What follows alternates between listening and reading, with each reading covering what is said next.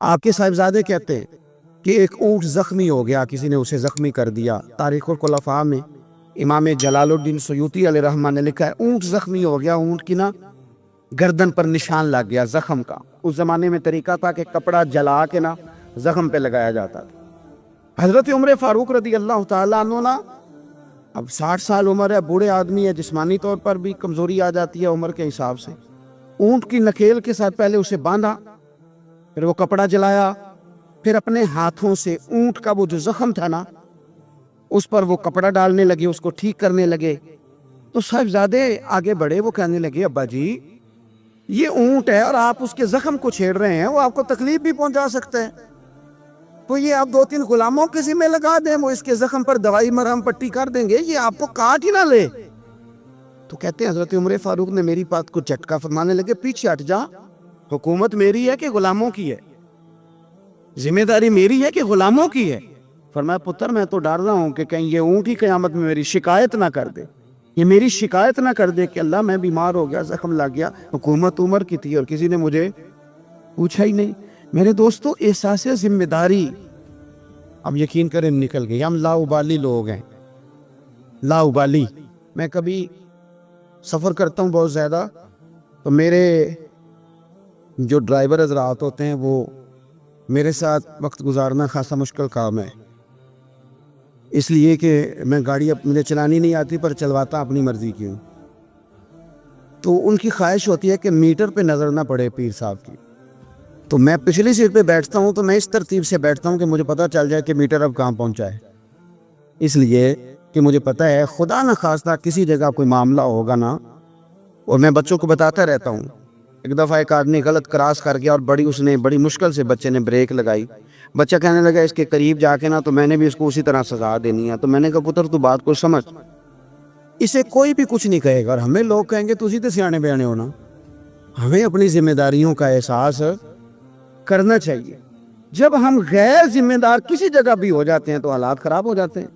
حضرت فاروق اعظم رضی اللہ تعالیٰ نا چھوٹی چھوٹی باتوں کا خیال کرتے، دیکھیں نا امام مسجد، میں روز امام مسجد کے حقوق بیان کرتا ہوں، لیکن مجھے مسجدوں کے ائمہ سے شکوہ بھی ہے، وہ اپنے نمازیوں کا نہیں خیال کرتے، ان کی طبیعت کا نہیں لحاظ کرتے۔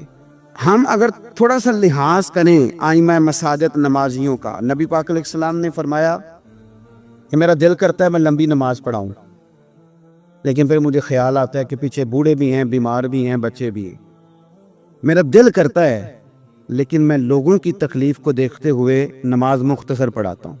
ائمہ مساجد اگر تھوڑا سا غور کریں، پیار کریں لوگوں کے ساتھ، تو مسجد کے اندر ایک خوبصورتی والا ماحول، یار میرا مطلب ہے کچھ بندے ایسے ہوتے ہیں جو بیچارے غصہ کسی اور کا ہوتا ہے نکالتے مسجد آ کے ہوتے ہیں، تو گھر میں بھی تو دادا ابو کئی دفعہ اس طرح کاری لیتے ہیں نا، تو تھوڑا سا اگر ظرف بڑا ہو، حوصلہ ذرا بڑا ہو، آپ کو ہنسنا آتا ہو۔ نبی پاک صلی اللہ علیہ وسلم اکیلے بیٹھتے تھے تو متفکر بیٹھتے تھے، اکیلے ہوتے تھے تو سوچتے تھے، اکیلے ہوتے تھے تو سوچتے تھے، میری بات پہ غور کرنا، اکیلے ہوتے تھے تو سوچتے تھے، اور جب لوگوں کے بیچ بیٹھتے تھے تو ہنستے تھے۔ لوگوں کے بیچ آ کے منہ نہیں بنانا، وہ اکیلے آپ فکر کریں، غور کریں جو مرضی۔ اکیلے بیٹھتے تھے تو حضور تفکر کرتے تھے، لوگوں میں آتے تھے تو مسکرا کے آتے تھے۔ تو حضرت عمر فاروق اب 24 لاکھ مربع میل کا حکمران اور ہزاروں لوگ جس کے پیچھے نماز پڑھیں، وہ ایک ایک بندے کا خیال کرے، ممکن نہیں ہوتا۔ ایک بڑے جلیل القدر صحابی تھے حضرت سعید بن یربوع رضی اللہ تعالیٰ عنہ، حضرت عمر کے زمانے میں نا نابینا ہو گئے۔ حضرت فاروق اعظم رضی اللہ تعالیٰ عنہ لوگوں سے پوچھا کہ سعید نہیں نظر آ رہے ہیں، اس کی حضور ان کی بینائی چلی گئی ہے۔ جناب عمر گھر گئے، تعزیت کی، آپ کو تکلیف پہنچی، اللہ آپ کا بھلا کرے۔ اب ان سے پوچھتے ہیں بھئی یہاں تو کوئی سپاہی چلا جائے نا دنیا سے تو کوئی صوبائی وزیر یا کوئی افسر آ جائے بس کافی ہے، وزیر اعظم صاحب کے پاس کہاں وقت ہے؟ وہ کہتے ہیں 2 منسٹر بھیج دیے تھے، بات ختم ہو گئی۔ حضرت عمر خود گئے، صحابی کی آنکھیں چلی گئی تھی، اور جا کر کے اسے کہنے لگے کہ اب آپ مسجد کیسے آئے جائیں گے؟ انہوں نے کہا حضور یہ تو میرے لیے بڑی تکلیف والا معاملہ ہے، نابینا ہو گیا ہوں، تنہا تو جا نہیں سکتا، قربان جاؤں سیدنا فاروق اعظم پر۔ حضرت عمر فاروق رضی اللہ تعالیٰ عنہ نے ایک بندے کی باقاعدہ ڈیوٹی لگائی فرمانے لگے تیری آج کے بعد ذمہ داری ہے 5 وقت حضرت سعید کا بازو تھامنا ہے، تو انہیں مسجد پہنچانا ہے، اور 5 وقت ان کو گھر لے کے آنا ہے۔ اور فرمایا یاد رکھنا، یہ نہ سمجھنا کہ میں آرڈر دے کے بھول جاؤں گا، میں ہر ہفتے تم سے پوچھا بھی کروں گا کہ تم نے سعید کے ساتھ کیا سلوک کیا۔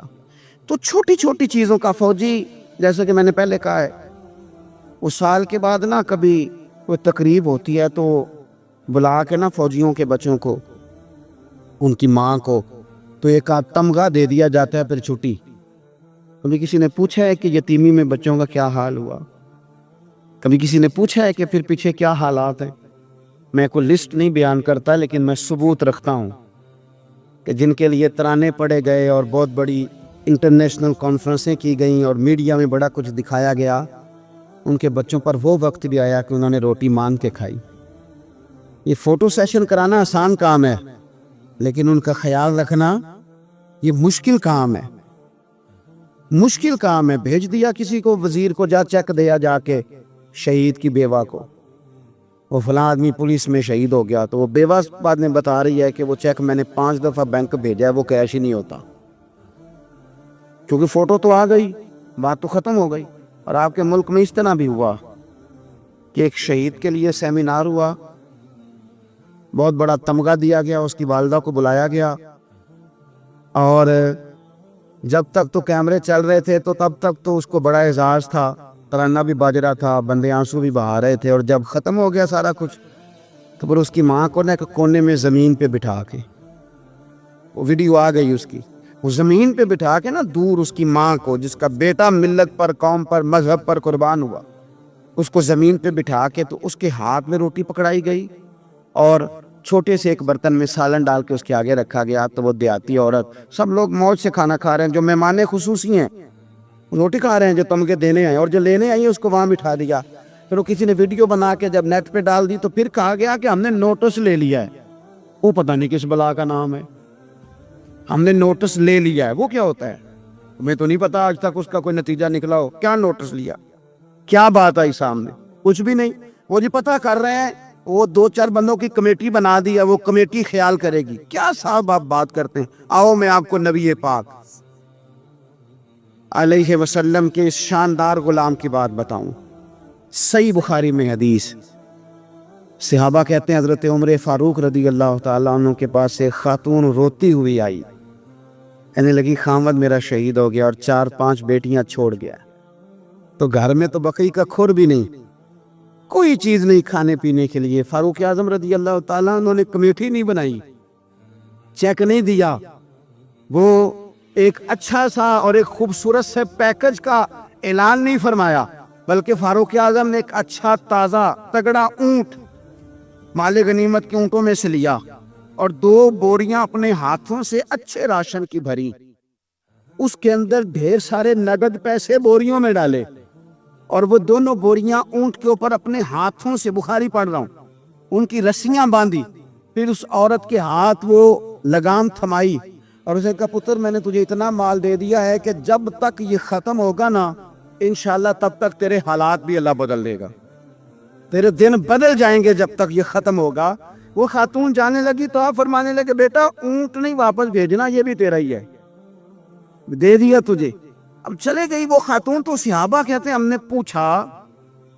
نے پوچھا کہ جناب آپ تو بڑے کفایت شعار ہیں، آپ تو بڑی بانٹ کے چیزیں دیتے ہیں، تو آپ نے اس بچی کو اتنا کچھ دے دیا اور بیک وقت دے دیا، اور واقعی بہت زیادہ دے دیا، اور نقدی پیسے بھی دے دیے۔ حضرت عمر فرمانے لگے تم نہیں نہ جانتے، میں جانتا ہوں، یہ میرے نبی پاک کے صحابی حضرت خفاف بن ایمار رضی اللہ تعالیٰ عنہ کی صاحبزادی ہے، اور میں نے حدیبیہ کے مقام کے اس کے باپ کو حضور کی خدمت کرتے دیکھا ہے، میں نے انہیں جنگیں لڑتے دیکھا ہے، اس کے باپ کو، اس کے بھائی کو۔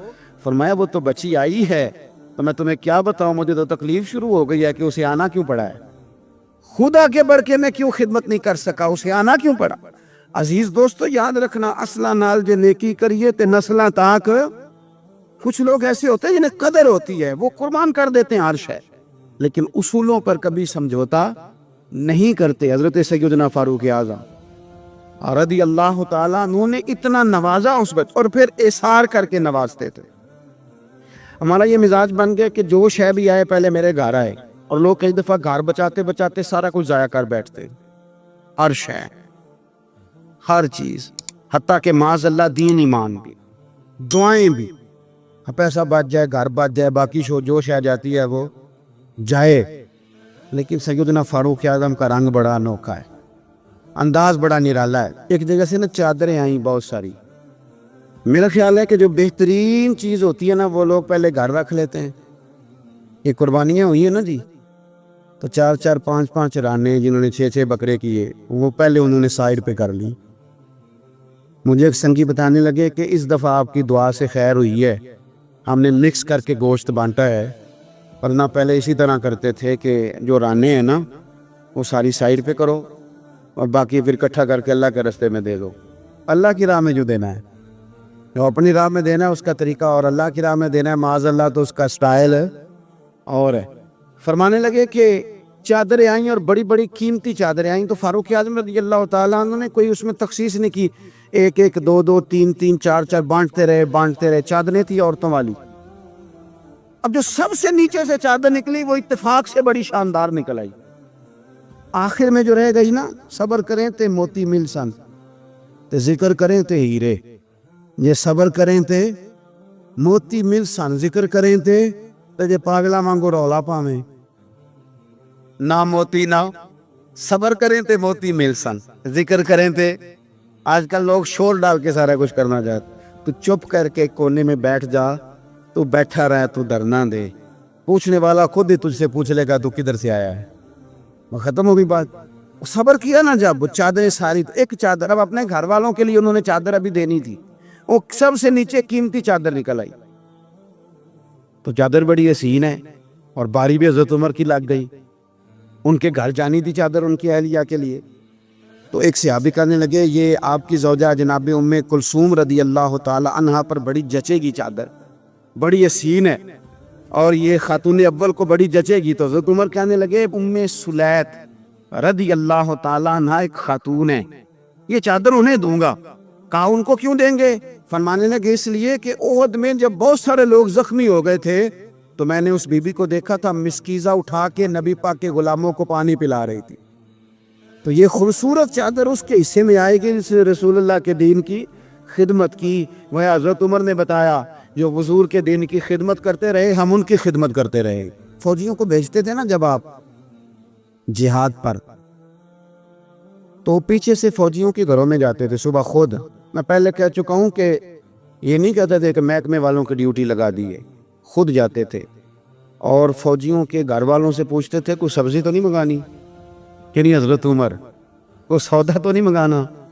تو وہ خواتین کہتی کہ ہاں زیتون لانے والا ہے، پنیر لانے والی ہے، گھی لانے والا ہے، ستوں کی ضرورت ہے۔ تو فاروق اعظم نے لسٹ پکڑی ہے، تو بازار میں آتے تو شور مچ جاتا امیر المومنین آئے، لوگ پوچھتے آپ کیسے آئے؟ فرمانے لگے وہ فوجیوں کے گھروں میں سودا پہنچانا ہے۔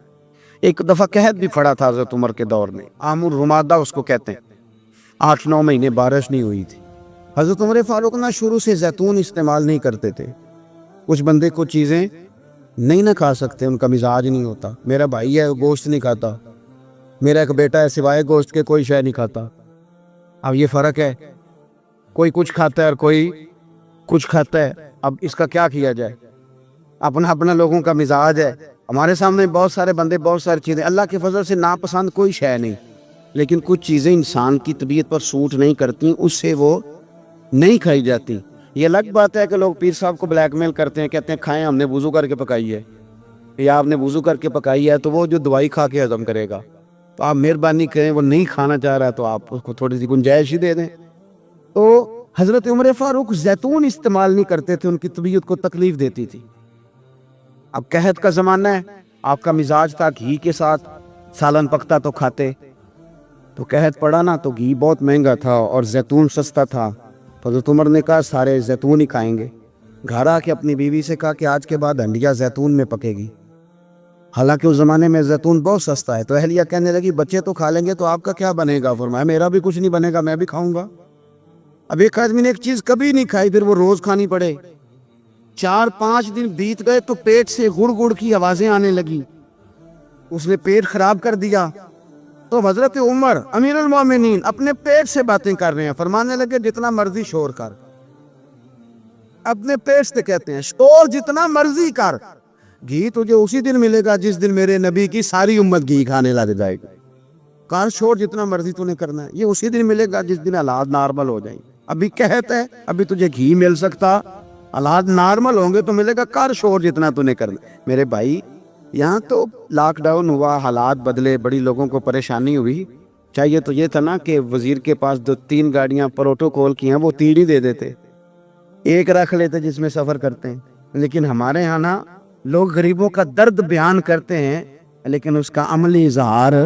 قحط کے دنوں میں آپ کا بیٹا تربوز کھا رہا تھا تو سیدنا فاروق اعظم نے پکڑ کے اس کے گردن پر ایک چپت مار دی، فرمانے لگے تو کتنا عجیب آدمی ہے کہ لوگ قحط میں پڑے ہوئے ہیں، تو تربوز کھا رہا، خبردار جب تک سب لوگوں کو چیزیں نہیں مل جاتی اتنی دیر تک تمہیں یہ کھانے کی اجازت نہیں ہے۔ اور پھر حضرت عمر رضی اللہ تعالیٰ عنہ کے زمانے میں اس قحط کے دور میں بارش نہیں ہوتی، حضرت بلال بن حارث المزنی، یہ صحابی ہیں، مصنف ابن ابی شیبہ میں موجود ہے، یہ ختم کیسے ہوئی قحط، ختم کیسے؟ وہ گئے جا کے نا حضور کے روضے پہ حاضر ہوئے، حضور بارش نہیں ہو رہی، مہربانی کریں۔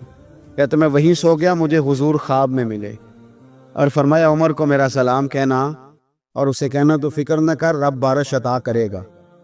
تو بارش ہوئی حضور کے روضہ نور پہ جانے کی برکت سے۔ اللہ کرے امت کے لیے روضے کے دروازے ہمیشہ کھلے رہے، کبھی بند نہ ہو، وہاں سے تو کرم ملتا ہے۔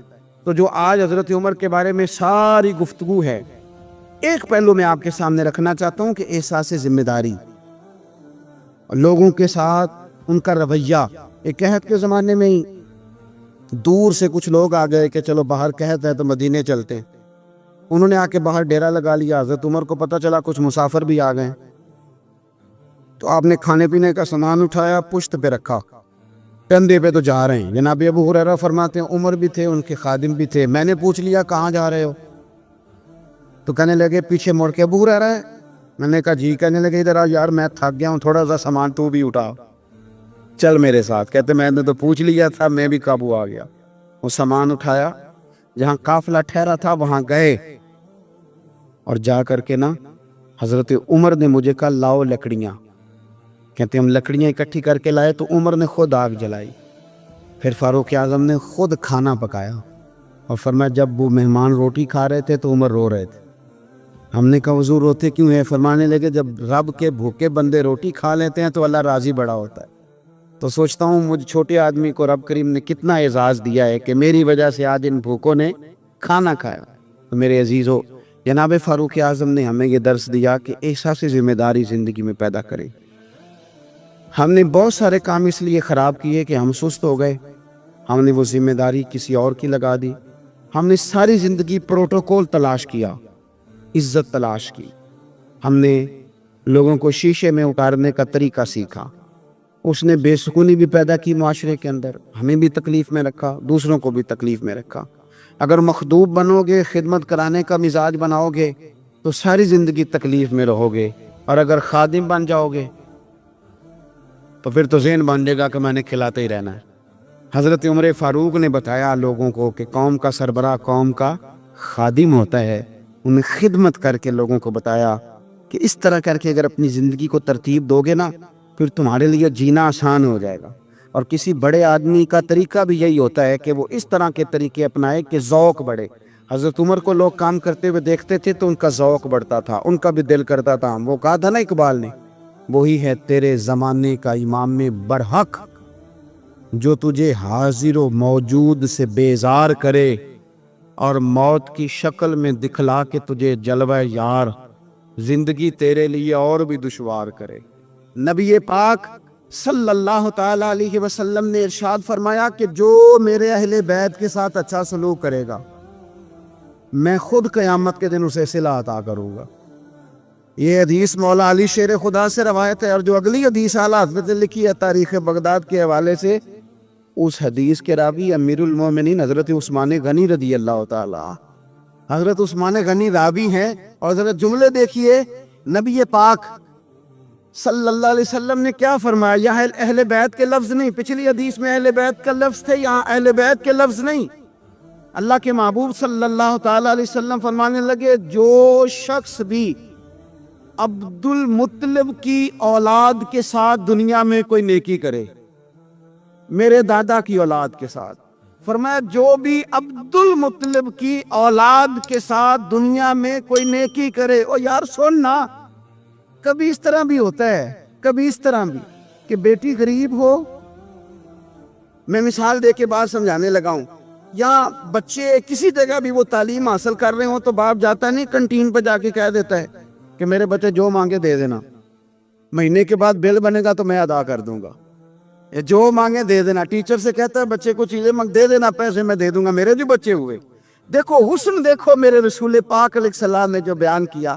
اللہ کے محبوب صلی اللہ علیہ وسلم فرمانے لگے جس نے عبد المطلب کی اولاد کے ساتھ دنیا میں کوئی نیکی کی، فرمایا اس کا صلہ مجھ پر لازم ہے، اور صلہ میں اسے تب دوں گا جب قیامت میں میری اور اس کی ملاقات ہوگی۔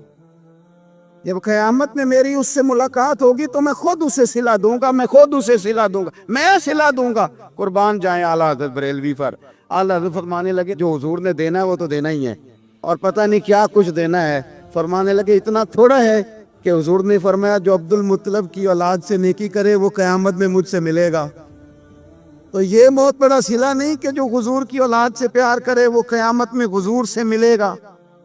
جان دے دی وعدہ دیدار پر، تو وعدہ کریں دیدار کا، جان دینے کو تیار ہیں۔ فرمایا جو عبد المطلب کی اولاد سے نیکی کرے مجھ پر لازم ہے صلہ دینا جب وہ مجھ سے ملے گا۔ او یارو کھل کے پیار کرو میرے محبوب کی اولاد، سیدہ پاک سے، شیر خدا سے، امہات المومنین سے، حضور کی شہزادیوں سے، نبی پاک کے حسن سے، حضور کے حسین سے۔ یار تو بات سمجھنا، کسی کو چنبیلی کا پھول پسند ہے، کسی کو گلاب کا پھول پسند ہے، مدینے والے رسول فرمانے لگے یہ حسن اور حسین میرے پھول ہیں، یہ میرے پھول ہیں، پھول حضور سونگا کرتے۔ اعلیٰ حضرت فرماتے کیا بات رضا اس چمنستان کرم کی، زہرا ہے کلی جس میں حسن اور حسین پھول، زہرا ہے کلی جس میں حسن اور حسین۔ بس کسی نے سادی بات کہی پر شاندار کہہ دی، اس نے کہا عظمت آل نبی بھول نہ جانا لوگو، اور دیکھنا غیر کی باتوں میں نہ آنا لوگو۔ یہ چھلکے آپ کی طبیعت بتائے کہ آپ کو حضور کی اولاد سے بڑا ہی پیار ہے، آپ کو نبی پاک کے خاندان سے بڑا ہی پیار ہے۔ تو باہر کیا یہ بات میں نے شروع میں اس لیے کر دی کہ ذرا نہ کھل کے پیار کرنا ہے حضور کی اولاد، اور یاد رکھیں حضور کی اولاد سے پیار کاری ہو سکتا ہے جس کے سینے میں ابو بکر صدیق بھی رہتے ہوں۔ ہمیں تو حضور کی اولاد کا ادب بتایا ہی فاروق اعظم نے، یہ سبق پڑھایا ہی عثمان غنی نے۔ وہ بڑے نا سخت مزاج، اصولوں پر پابند آدمی تھے حضرت عمر بن عبدالعزیز۔ خاندان کے ایک دو لوگ ایک دو دفعہ سفارش کرانے آئے کسی بات کے لیے حضرت عمر بن عبدالعزیز سے، تو آپ نے نا عملے کے لوگوں سے کہا آج کے بعد میرے خاندان کا کوئی بندہ ہے تو اندر نہ آنے دینا، یہاں کوئی اقربا پروری نہیں چلے گی، خبردار کوئی قریب نہ آئے۔ لیکن ایک دن نا امام حسن کی اولاد میں سے ایک شہزادے آ گئے، جناب عمر بن عبدالعزیز کو پتہ چلا امام حسن کی اولاد ہے۔ میں آپ کو قسم اٹھا کے کہتا ہوں، قسم میں نے کبھی نہیں اٹھائی، قسم اٹھا کے کہتا ہوں کہ میرے مرشد کا پوتا کبھی ملے تو میں پیر چومنے کو تیار ہوں، اور میری شرط بھی کوئی نہیں کہ وہ عالم فاضل ہو کیا ہو، اصلہ نال جو نیکی کریے وہ نسلاں تاک نہیں بھول دے۔ جن لوگوں نے کرم ہمارے اوپر کر دیا پھر ہم ان کی قرآن نے نہیں کہا وَكَانَ أَبُوهُمَا صَالِحًا۔ موسیٰ کہتے ہیں میں اس لیے دیوار سیدھی کر رہا ہوں، بچوں کا خزانہ ہے، اور ان کا باپ نیک آدمی تھا، وہ 7ویں پشت میں نیک تھا، تو اتنی قدر ہو رہی ہے۔ مجھے اپنے کسی استاد کا بچہ فون کر دے تو میں چپ کر جاتا ہوں، میں کہتا ہوں یار بات ٹھیک ہے، اصلہ نال جو نیکی کریے تو نسلاں تاک نہیں بھول دے۔ تو امام حسن رضی اللہ تعالیٰ عنہ کی اولاد میں سے ایک شہزادے آ گئے، حضرت عمر میرا خاندان کا بندہ کوئی نہ اندر آئے۔ کسی نے کہا یہ امام حسن کی اولاد ہے، تو جناب عمر بن عبدالعزیز نے ممبر چھوڑا، تخت چھوڑا، شہزادے کو تخت پہ بٹھایا، پھر دونوں آنکھوں میں آنسو اور دونوں ہاتھ باندھ دیے، کہنے لگے شہزادے آج کے بعد آپ نے آنا نہیں، کوئی حکم ہو تو رکھا لکھ دے، اور اگر پھر بھی مجھ سے ملنا ہو تو مجھے حکم کر دے، عمر بن عبدالعزیز چل کے آپ کے پاس حاضر ہو جائے۔ تیری نسل پاک میں ہے بچہ بچہ نور، تو ہے عین نور تیرا سب گھر۔ تو ذرا ہوش سے ذرا تھوڑا سا نا ہماری کیفیت بتائے کہ ہمیں حضور کی اولاد سے بڑا ہی پیار ہے۔ اور ایک بات اور، سید کا بس صحیح العقیدہ ہونا شرط ہے، صحیح العقیدہ ہو، صاحب ایمان ہو۔ باقی آپ بحث نہ کریں کہ نمازیں کتنی پڑھتا ہے، عالم فاضل کتنا ہے۔ بزرگ فرماتے ہیں قرآن کا صفحہ اگر کبھی کیچڑ میں بھی گر جائے نا، اس پہ پیر نہیں رکھا جاتا، اسے پھر بھی دھو کے چوما ہی جاتا ہے، کیونکہ وہ صفحہ قرآن کا ہے۔ فرماتے ہیں تو سید پہ بحث نہ کر کے نیک کتنا ہے اور پرہیزگار کتنا ہے، کرتا کیا ہے، تو اپنے اعمال پہ غور کر اور یہ سمجھ، یہ کوئی عام نہیں، یہ خون رسول ہے۔ اعلیٰ حضرت حضور کے بچوں کی شان بیان کرتے ہیں تو کہتے ہیں آب تطہیر سے جس میں پودے جمے، یعنی یہ جو سیدہ فاطمہ کے بچے پیدا ہوئے ہیں تو یہ آب تطہیر سے جس میں پودے جمے، اس ریاض نجابت پہ لاکھوں سلام۔ تو بڑی تسلی سے، بڑے ذوق سے، بڑے شوق سے منقبت سنیں پورا یہ محرم کے دار۔ بحث نہیں کریں، مہربانی کرنی ہے آپ نے، بحث شحث نہیں کرنی۔ میں نے آپ کو پہلے بھی بتایا تھا، پھر کہہ دیتا ہوں، میری اماں جی مینوں 10 محرم تو پہلے کہنا ٹوٹیاں لیا دے، کھیر بننی ہے، مینوں لین جانیاں پیندیاں سن۔ میں کہنا اماں جی میں پوچھیا اپنے استاداں نوں، پرات وچ بھی ختم ہو جاندا ہے، پتیلے چ بھی ہو جاندا ہے، چلو ٹوٹیاں کو فرض نے۔ مینوں کہنا کہ میں تینوں ایڈا مولوی منندی نہیں تو مینوں مسئلے نہ سنا، کل دا بال ہے، جا ٹوٹیاں لیا۔ تو 2-3 درجن ٹوٹیاں میں لا کے دیتا۔ میں نے ایک دن پوچھ لیا، میں نے کہا اماں جی حکمت کیا ہے، میرے ساتھ بڑا پیار تھا اور چلیں بات درد کی طرف چلی جائے گی، رک جاتا ہوں، نہیں کرتا بات۔ تو میں نے ایک دن پوچھ لیا، میں نے کہا اماں جی مطلب ٹوٹیوں کی حکمت کیا ہے؟ تو کہنے لگے پتر، حضور کی اولاد کے نام پہ کسی کو کچھ شے دینی ہے اور اسے کہنا برتن واپس کر کے جا۔ حسن حسین کے نام پہ جو دے دیا سو دے دیا، ختم ہو گئی بات۔ اب برتن واپس مانگنا، بس حضور کی اولاد کا صدقہ ہے جو کچھ بھی ہے۔ تو یہ اس حد لوگ تھے، پر ان کا نا مکان کچے عقیدے پکے، مکان کچے عقیدے، ان مکان پکے تے نال بحث، صبح و شام بحث، جتنی مرضی کرا لو۔ اور ایسے ایسے بھی سیانے بندے دنیا میں ملے ہیں جن کا سیانت کے ساتھ دور دور تک کوئی رشتہ نہیں، لیکن وہ چہرے عقل میں رہ گئے ساری زندگی۔ اس لیے اقبال کہا کرتے تھے کہ پختہ ہوتی ہے اگر مصلحت اندیش ہو عقل، اور عشق ہو مصلحت اندیش تو ہے خام، ابھی کچا ہے۔ پختہ ہوتی ہے اگر مصلحت اندیش ہو عقل، عقل پختہ ہوتی ہے اگر حکمت کے ساتھ چلے، اور عشق اگر حکمت دیکھ کے چلے تو ابھی کچا ہے۔ اور آگے اس کی وجہ بھی اقبال بیان کرتے ہیں اگلے شعر میں، پختہ ہوتی ہے اگر مصلحت اندیش ہو عقل، اور عشق ہو مصلحت اندیش تو ہے خام، ابھی بے خطر کود پڑا آتش نمرود میں عشق، عقل تھی محو تماشائے لبے بام۔ ابھی عقل تو ابھی سوچ رہی تھی کہ جانا چاہیے کہ نہیں جانا چاہیے، تو عشق نے چھلانگ لگا بھی دی تھی۔ حضرت ابراہیم نے چھلانگ، وہ کہا تھا جبریل امین نے آپ دعائی کر لیں، تو فرمانے لگے اللہ کو نہیں پتا، کہوں تو تب نہ جب اسے پتہ نہ ہو۔ تو بے خطر کود، بہرحال دل میرا کہہ رہا ہے ادھر ہی رہ جاؤں، پر بات حضرت عمر کی کرنی ہے نا۔ حضرت فاروق اعظم جو ہے نا، حضرت عمر فاروق مسلمانوں اور مومنین کے لیڈر تو ہیں، لیکن حضرت عمر فاروق انسانیت کے رہنما ہیں بہت بڑے۔ حضرت عمر جس ہستی کا نام ہے، اس بندے نے انسانیت کے اصول وضع کیے، انسانیت کے۔ حضرت فاروق اعظم نے لوگوں کی بھلائی اپنا ذوق بنا لیا تھا، اور قرآن مجید نے کہا جو ایمان لانے کے بعد اچھے عمل کرے یہی ساری مخلوق سے بہتر لوگ، ان الذین آمنوا وعملوا الصالحات اولئک هم خیر البریہ، جو ایمان لانے کے بعد اچھے اعمال کرے وہی ساری مخلوق سے بہتر ہے۔ حضرت عمر نے نا ایک ذوق بنا لیا تھا کہ میں نے اللہ کے بندوں کی خدمت کرنی اور اپنی ذمہ داری کو ادا کرنا۔ ہمارے ہاں معاشرے میں بہت سارے کام اس لیے خراب ہوتے ہیں کہ ہم نا احساس ذمہ داری بھول جاتے ہیں۔ میرا ادارہ ہے نا، تو میری ذمہ داری ہے، اس کے اندر کوئی کمزوری ہوتی ہے، کوئی غلطی ہوتی ہے، تو وہ اس کی سب سے بڑی وجہ یہ ہوتی ہے کہ میں سست ہو جاتا ہوں۔ مجھے پتہ ہے بہت سارے کام کئی دفعہ میں دیکھتا ہوں کہ صحیح نہیں ہوئے، تو بعد میں جب میں اندازہ لگاتا ہوں تو مجھے پتہ ہوتا ہے کہ یہاں میں سست ہو گیا۔ اگر میں کم سو لیتا 2 گھنٹے تو یہ کام ٹھیک ہو جاتا۔ یہ بہت سارے وزیر مشیر اور بہت سارے پیر الا ماشاء اللہ ان کے نیچے کیوں خرابی ہو جاتی ہے بہت ساری؟ وہ اس لیے کہ وزراء کا مزاج نہیں ہوتا اے سی والے کمرے سے باہر نکلنے کا، تو باہر جو طبقہ ہوتا ہے وہ پھر مرضی کرتا ہے۔ اگر یہ کڑی نگرانی کرے، ان کا ذوق بنے اور سستی چھوڑیں۔ ہمارے یہاں کئی دفعہ ایسے ہوتے ہیں، ہم بہت ساری ذمہ داریاں کبھی بچوں کی ماں پہ ڈال دیتے ہیں، کبھی جو ہے وہ چھوٹے بھائی پہ ڈال دیتے ہیں، کبھی کسی پہ ڈال دیتے ہیں۔ اس سے بڑے بڑے نقصانات ہوتے ہیں، بڑے بڑے۔ کسی دوست پہ کوئی ذمہ داری ڈال دی، وہ تیرا یار ہے، تیرا مخلص ہے، وہ سارا ٹھیک ہے، اور اس بیچارے کی ایک کمزوری یہ ہے کہ اس کے ساتھ ایک شیطان بھی رہتا ہے۔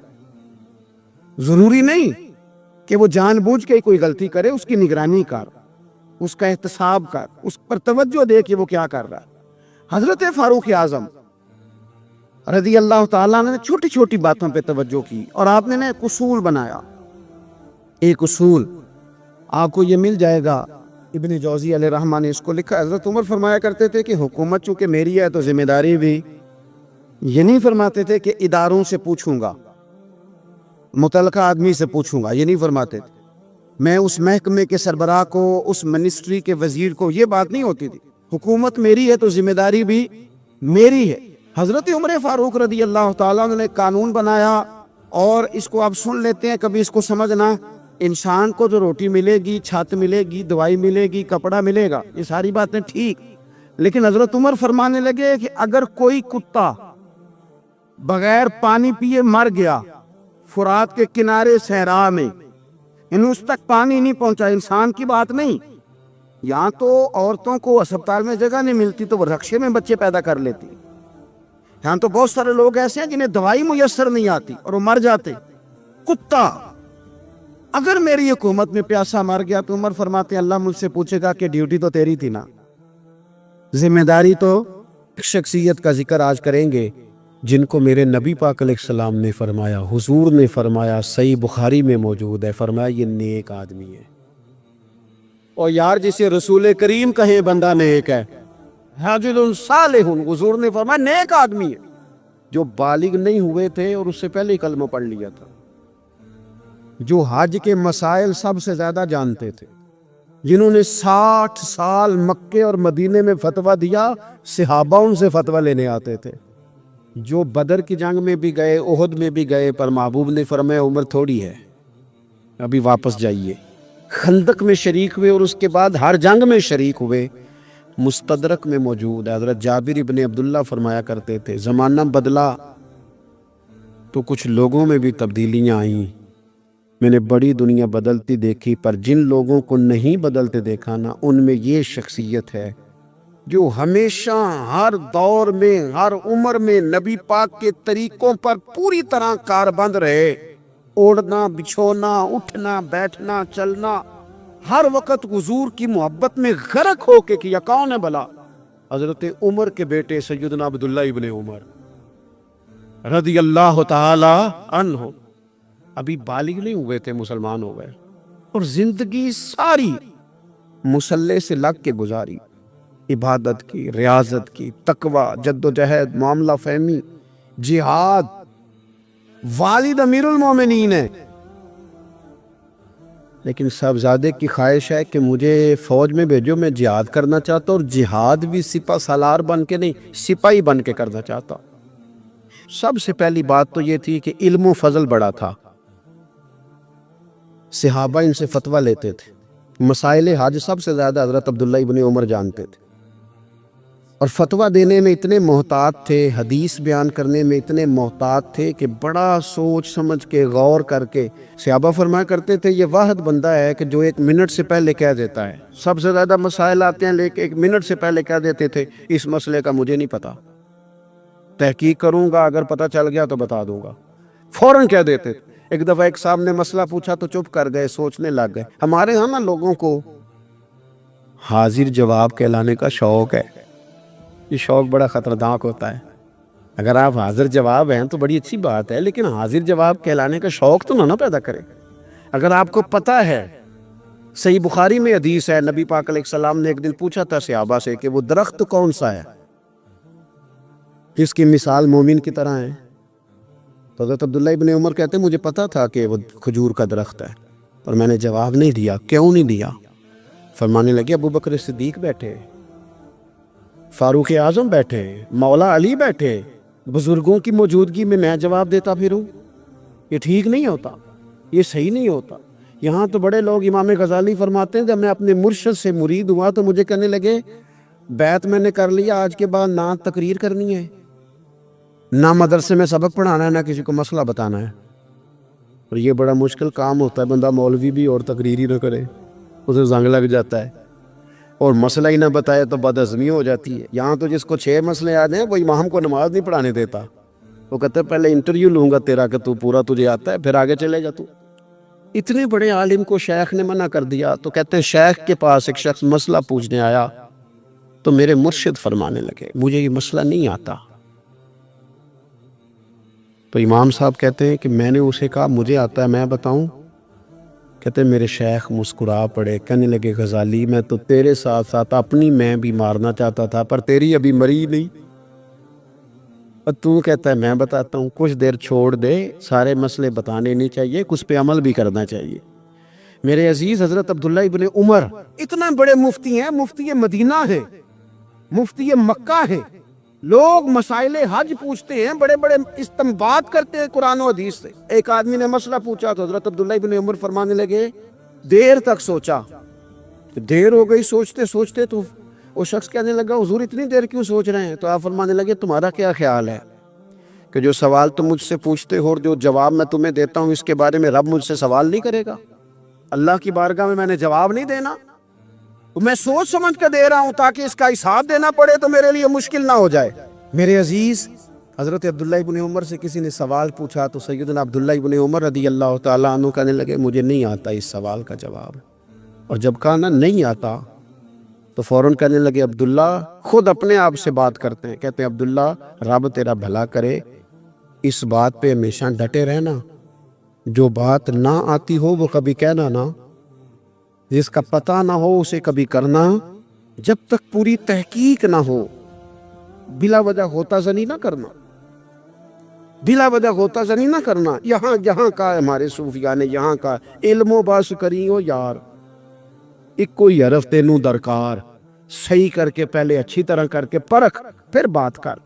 تو علم بڑا تھا، تقوی بڑا تھا، اس کے ساتھ ساتھ پھر یہ تھا کہ غریب پروری بڑی تھی.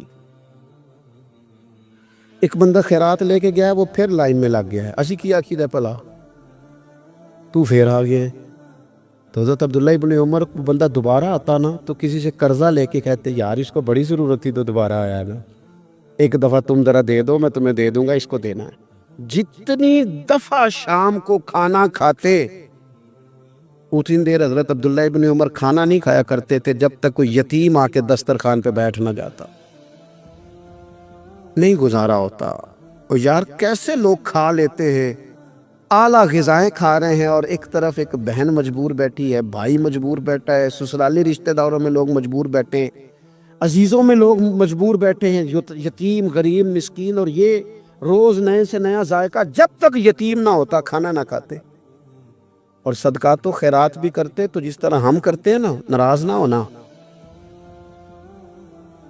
کبھی کبھی نا بعض لوگوں کو بانٹتے دیکھتے ہیں تو تکلیف ہوتی ہے. آپ نے دینا تو ہے تو اگر خوش دلی سے دے دے، عطا تو کرنا ہے تو اگر چلو صحیح طریقے سے ہو جائے، ہنس کھیل کے ہو جائے، پریشان نہ کیا جائے سائل کو، یہ کتنا اچھا ہے. ان صوفیاء کا بھی ہم نے تذکرہ کتابوں میں پڑھا ہے جو کہا کرتے تھے اگر رب نے دروازے پہ کسی کو بھیجا ہے تو اس کا مطلب ہے اللہ راضی ہے. لیکن ہمارا لہجہ اتنا سخت ہوتا ہے. حضرت عبداللہ ابن عمر ایک اونٹنی پہ بیٹھے تھے، اونٹنی بڑی پیاری لگی، بڑی خوبصورت تھی، بڑی بہترین تھی، بڑی صاف ستھری تھی. تو 2-3 دفعہ اپنے غلام سے کہا یار بڑی پیاری ہے، بڑی خوبصورت ہے، دیکھو اس کا چلنے کا انداز کتنا نرالا ہے. آج کل بھی ڈرائیور گاڑی چلاتے ہیں تو کہتے ہیں بڑی ہلکی پھلکی ہے جی، بریکیں بھی بڑی ٹھیک ہیں جی، اس کی فلاں معاملہ بھی اس کا بڑا صحیح ہے. وہ اتنی پسند آئی اونٹنی تو اونٹنی سے اترتے ہی فوراً کہنے لگے اس کو نشان لگا کے قربانی کے جانوروں میں چھوڑ دو، یہ زیادہ پیاری ہے، اسے رب کے رستے میں خیرات کریں گے. کیوں؟ ایک باریک نقطہ صوفیاء نے بیان کیا ہے. اللہ کے نیک بندے کہتے ہیں کسی جگہ بھی تمہارا دل اللہ رسول کے مقابلے میں الجھنا نہیں چاہیے. کوئی ایسی چیز جو رکاوٹ بن رہی ہو، رکاوٹ، وہ کیا کہتے ہیں، کچرا آ گیا ہے، اس کچرے کو لوگ ٹھیک نہیں کرتے، کہتے نکال دو تاکہ معاملہ صحیح رہے. ایک چھوٹا سا باریک سا ہلکا سا دھاگے کی طرح کا ایک ٹکڑا اگر کسی وقت گوشت کا آپ کے دانت میں الجھ جائے نا، وہ سارا ذائقہ تباہ کر دیتا ہے.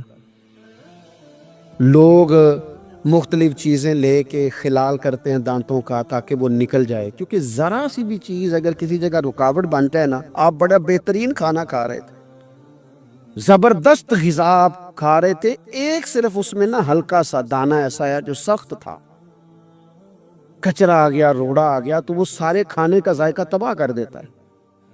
بعض لوگ ایسے ہوتے ہیں کہ ایک بال نکل آئے نا کبھی کھانے میں سے تو کھانا چھوڑ دیتے ہیں، کہتے ہیں یار یہ سارا ذائقہ خراب ہو گیا. ہمارے ساتھ یہ ہوا ہے، یہ تو ہے نا دنیاوی معاملات. اسی طرح کا مسئلہ روحانی زندگی میں ہوتا ہے. کئی دفعہ نا ہم ماننے کو تیار نہیں ہوتے، لیکن ہمارے اوپر دولت کی محبت پوری طرح سوار ہوتی ہے، وہ سجدے میں ذوق آنے نہیں دیتی. شہرت کی محبت پوری طرح سوار ہوتی ہے، وہ درود و سلام کا، ذکر کا، عبادت کا ذائقہ لگنے نہیں دیتی. وہ جو کہا تھا نا والذین آمنوا اشد حبا للہ، ایمان والے سب سے بڑھ کر اللہ سے پیار کرتے ہیں، سب سے بڑھ کر رسول اللہ صلی اللہ علیہ وسلم سے محبت کرتے ہیں. کیوں کہا گیا تھا؟ اس لیے کہ ان محبتوں کے مقابلے میں ذرا بھی کوئی اور محبت آتی ہے، روحانی ذائقہ خراب کر دیتی ہے. ہمارا دل نہیں لگتا، ہم بور ہوتے ہیں، ہم پریشان ہوتے ہیں. مسئلہ یہ ہے کہ جس دل میں صرف رب رسول کو ہونا چاہیے تھا، وہاں شہرت آ گئی ہے، شہرت کی محبت آ گئی ہے، دکھاوا آ گیا ہے، مال آ گیا ہے، کئی قسم کے ہم نے بت معاذ اللہ اکٹھے کر لیے، اور پھر وہ ساری کیف مستی آئے. یہ کیسے ہو سکتا ہے؟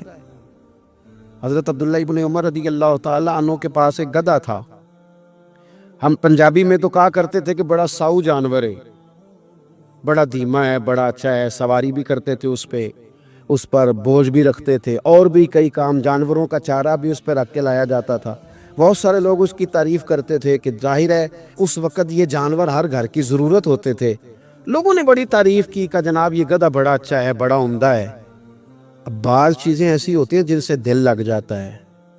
کچھ نوجوانوں نے گھروں میں بلی رکھی ہوتی ہے، گھوڑا رکھا ہوتا ہے، جانور رکھے ہوتے ہیں، ان کی پوری توجہ انہماک. ہم دیکھتے تھے دیہاتوں میں کہ بزرگ اگر کہیں چلے جاتے تھے سفر پہ تو وہاں سے بھی پیغام بھیجتے تھے کہ گائے کو چارہ ڈالا کہ نہیں، بھینس کو نکالا کہ نہیں، تم نے باڑے سے دور چھاؤں کا خیال کیا کہ نہیں. وہ چیز ذہن میں آ جاتی تھی. حضرت عبداللہ ابن عمر رضی اللہ تعالیٰ عنہ وہ گدھا کیونکہ بڑا پیارا تھا، بڑا اچھا جانور تھا اور بڑے کام کرتا تھا، بہت سارے معاملات گھر کے اور کھیتی باڑی کے اس کے ذمے تھے، تو گھر والے بھی کہتے کہ اس جانور کی وجہ سے بڑی خیر ہے، بڑے کام ہو جاتے ہیں. آپ کا بھی خیال تھا. حضرت عبداللہ ابن عمر ایک دن گھوڑے سے نیچے اترے یا اس گدھے سے نیچے اترے تو خادم کو بلا کے کہنے لگے اسے لے جاؤ اور بیچ کے پیسے اللہ کے رستے میں خیرات کر دو. اب وہ خادم کا بھی اس سے دل لگ گیا تھا، جانور گھر میں ہوتا ہے، دلچسپی ہو جاتی ہے. کہنے لگا حضور وہ سارا محلہ بھی اس کی تعریف کرتا ہے، سارے خاندان والے تو اس جانور سے دلچسپی رکھتے ہیں اور آپ بیچ رہے ہیں. آپ فرمانے لگے جس طرح سب کا دل اس کی طرف ہے نا کہ اچھا جانور ہے، میرا بھی ہو گیا ہے، لیکن میں اپنے دل کو سوائے رب رسول کے کسی اور طرف ہوتا دیکھ نہیں سکتا. اعظم بلا سے اپنی وہ ہستی ہی کیوں نہ ہو، اعظم بلا سے اپنی وہ ہستی ہی کیوں نہ ہو، جو چیز اس کی راہ میں حائل ہو پھونک دو، جلا دو ایسی ساری چیزیں جو ان کے راستے میں آتی ہے. فرمایا اس کی طرف توجہ ہونے لگی ہے، لہٰذا میں اسے اب رکھ سکتا. مزاج تھا، طبیعت تھی، طریقہ اس طرح کا تھا کہ وہ. پھر ایک اور بات بڑی خوب تھی، حضرت عبداللہ ابن عمر ان لوگوں کی پذیرائی بڑی کرتے تھے جو خیر کا کام کرتے تھے. دینی کام کوئی بندہ بھی کرے اس کی پذیرائی ہو، اس کی تعریف ہو، خیر کے جملے ہو تاکہ دینداری پھیلے. حضرت عبداللہ ابن عمر رضی اللہ تعالیٰ عنہ کو نا غلام آزاد کرانے کا بڑا شوق تھا. دیکھیں نا ایک بندہ کسی نے خرید لیا ہے، وہ اس کا پابند ہے، بڑی تکلیف میں ہوتے تھے لوگ.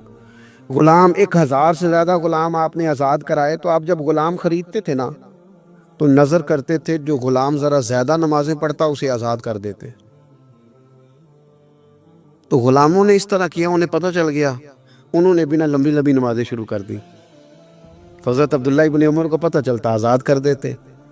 ایک دن آپ کے بیٹے کہنے لگے حضور یہ آپ کو دھوکہ دیتے، لمبی لمبی نمازیں پڑھتے ہیں، آپ آزاد کر دیتے ہیں، بعد میں پتہ نہیں 5 بھی پوری پڑھتے ہیں کہ نہیں پڑھتے. تو حضرت عبداللہ ابن عمر کہنے لگے پتر تیرا کیا خیال ہے، مجھے نہیں پتا. کہا حضور پتہ ہے. فرمانے لگے یہ مجھے رب کے نام پر دھوکہ دینا چاہتے ہیں، جو رب کے نام پہ دھوکہ دے روز دے، میں روز دھوکہ کھانے کو تیار ہوں. دوسری بات یہ تھی حضرت عبداللہ ابن عمر میں کہ نبی پاک سے محبت کوٹ کوٹ کے بھری ہوئی تھی. حضور کا ذکر آتا تو رو پڑتے، ان جگہوں پہ جا کے ڈھونڈ ڈھونڈ کے بیٹھتے جہاں نبی پاک نے وقت گزارا ہے. ایک درخت کا پتہ چلا کہ یہاں حضور تھوڑی دیر آرام فرما ہوئے تھے، انہوں نے دیکھا تھا یا انہیں معلومات ہوئی، تو ہمیشہ اس درخت کو پانی دیتے، اس کا خیال کرتے، کہتے یہ درخت ہمیشہ تر و تازہ رہے، یہاں میرے نبی پاک نے تھوڑا وقت گزارا ہے. وہ مکہ مکرمہ میں بھی جاتے تو وہ جگہ ڈھونڈ ڈھونڈ کے جہاں حضور نے نماز پڑھی تھی نماز پڑھتے. مسجد نبوی میں آتے تو جس منبر پر حضور بیٹھ کے خطبہ دیتے تو اس پہ ہاتھ پھیر کے چہرے پہ ملتے. حضور کی قبر انور پر حاضری دیتے، السلام علیکہ یا رسول اللہ کہہ کے اس بارگاہ عالی مرتبت میں حاضری دیتے. حضرت صدیق اکبر کو سلام کرتے، حضرت عمر کو سلام کرتے. پیر سن ہو گئے ایک دفعہ چلتے چلتے، تو کسی نے کہا جس سے سب سے زیادہ پیار ہے نا اسے پکارو، پیر ٹھیک ہو جائے گا. تو فوراً کہنے لگے یا محمد صلی اللہ علیہ. اور یہ امام بخاری نے لکھا ہے الادب المفرد میں، خود امام بخاری لکھتے کہ حضرت عبداللہ ابن عمر نے یا محمد کہا اور ان کا پیر سویا ہوا ٹھیک ہو گیا. یہ لوگ بڑی محبت کرنے والے. آپ فرمایا کرتے تھے شاید زندگی میں لوگوں نے کسی سے اتنا پیار کیا ہو جتنا نبی پاک علیہ السلام کے غلاموں نے مجھ سے کیا ہے. ہر وقت لوگ ان کے گرد رہتے، لوگ محبت کرتے. حجاج بن یوسف جب حکمران بنا نا تو بڑا ظالم تھا. اس کو یہ بات اچھی نہیں لگتی تھی کہ ہر وقت لوگ حضرت عبداللہ ابن عمر کے پیچھے گھومیں. بادشاہوں کا خیال ہوتا ہے نا بادشاہ ہم میں تو پروٹوکول کوئی اور لے کے جا رہا ہے.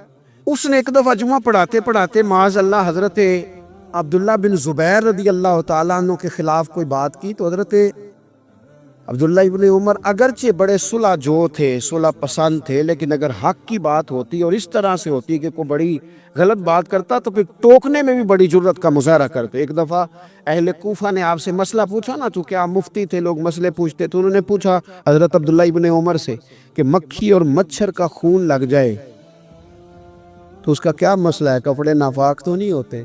تو سوال کا جواب دینا چاہیے تھا نا، ہوتے ہیں کہ نہیں ہوتے. تو فرمانے لگے حسین ابن علی کا خون بہا کے اب مکھیوں کے خون کے مسئلے پوچھنے شروع کر دیے. اب تمہیں یہ والا خون نظر آنے لگا ہے؟ حضور کی اولاد پاک کو شہید کر کے اب ان مسئلوں میں آئے ہو؟ میں خیال نہیں آتا تمہارے دلوں میں گھٹن ہے حضور کی اولاد کے لیے اور دین کے مسئلے پوچھتے ہو. جاؤ پہلے کشادگی پیدا کرو، تیری نسل پاک میں ہے بچہ بچہ نور کا، تو ہے نور تیرا سب گھرانہ نور کا. پہلے کشادگی لاؤ حضور کی اولاد پاک کے لیے، پھر مسائل پوچھنا. حجاج بن یوسف نے کوئی بات کر دی، آپ نے ٹوک دیا. تو پھر حجاج نے سازش کی. اوہو، اللہ والوں کے خلاف جو سازشیں ہوتی ہیں بڑی گہری ہوتی ہیں، بڑی سخت ہوتی ہیں، بڑے جال بنے جاتے ہیں، بڑا حسد کیا جاتا ہے، بڑی تکلیف دی جاتی ہے. اللہ قرآن میں کہتے ہیں محبوب یہ لوگ تجھ سے حسد کرتے ہیں، حسد من عند انفسہم، ان کے دلوں میں تیرے لیے حسد ہے. حسد کرتے ہیں لوگ، دور تک نکل جاتے ہیں حاسدین. حجاج نے کیا کیا؟ اس نے ایک شخص سے کہا کہ زہر والا خنجر تیار کرو جو زہر میں بجھا ہوا ہو. اور چونکہ حج کے موقع بڑا رش ہوتا ہے لہذا حج کے موقع پہ لے جانا. حضرت عبداللہ ابن عمر جب تمہارے پاس سے گزرے، بادشاہ میں ہوں، لوگ ان کے پیچھے، جب وہ تمہارے پاس سے گزریں تو ان کے پیر میں چبو دینا. جب لوگوں نے ایسے عالی مرتبت لوگوں کو نہیں بخشا، اتنے بڑے لوگ محفوظ نہیں رہے تو ہمہ چما کس کھاتے میں؟ آج کس بات کا شکوہ کرنا؟ حضرت عبداللہ ابن عمر اس کے پاس سے گزرے تو اس نے پیر میں چبو دیا خنجر. وہ زہر آپ کے جسم میں پھیلا. جب شدید بیمار ہوئے تو حجاج تیمارداری کرنے چلا گیا. یہ دیکھو دوستی قاتل سے بھی مقتول سے یارانہ بھی. خود چلا گیا اور جا کے کہنے لگا جی اگر مجھے پتہ چل جائے نا کہ آپ کو کس نے یہ زخم دیا ہے تو میں سخت انتقام لوں گا۔ تو حضرت عبداللہ ابن عمر نے بھی بڑا منطقی جواب دیا، فرمانے لگے مجھے اسی نے زخم دیا ہے جس نے حج کے موقع پر کسی کو خنجر لانے کا مشورہ دیا تھا، اسی نے مجھے زخم دیا ہے۔ گویا فرمانے لگے ظالم تو خود ہی یہ کام کرتا ہے اور خود ہی تو تیمارداریاں کرتا ہے۔ حضرت عبداللہ ابن عمر شہید ہو گئے، مکہ مکرمہ میں آپ کا مزار بنا دیا گیا۔ تقریباً 1500 کے لگ بھگ 1600 کے لگ بھگ آپ سے احادیث مروی ہیں۔ زندگی حسین گزاری، حضور کی خوشبوئیں ہر وقت آتی رہیں۔ حضرت عائشہ صدیقہ، حضرت حذیفہ، حضرت جابر بن عبداللہ، یہ تینوں جلیل القدر لوگ کہا کرتے تھے حضور کے بعد زمانے کی تبدیلی سے بڑے لوگ تبدیل ہوئے، لیکن جو لوگ حضور کے طریقوں پر پوری طرح قائم رہے ان میں بڑا نام حضرت عبداللہ ابن عمر کا ہے۔ بڑا نام، رات بھر عبادت کرتے اور دن کو ظہر سے عصر تک اللہ کی یاد میں مصروف رہتے۔ 3 باتیں اپنی زندگی میں سمجھے، ایک تو جس بات کا پتہ نہیں ہے اس کو کبھی ڈسکس نہ کرے، یہ ہمیں حضرت عبداللہ ابن عمر کی زندگی نے بتایا۔ اور دوسری بات یہ ہے کہ کوشش کریں، سخاوت کرنی ہے اللہ کی رضا کے لیے، تو اس میں اللہ کی رضا ہی پیش نظر ہو۔ اور تیسری بات یہ، جتنا ہو سکے اپنے آپ کو حضور کے دروازے کے قریب کرے، نبی پاک کے رستوں کا مسافر۔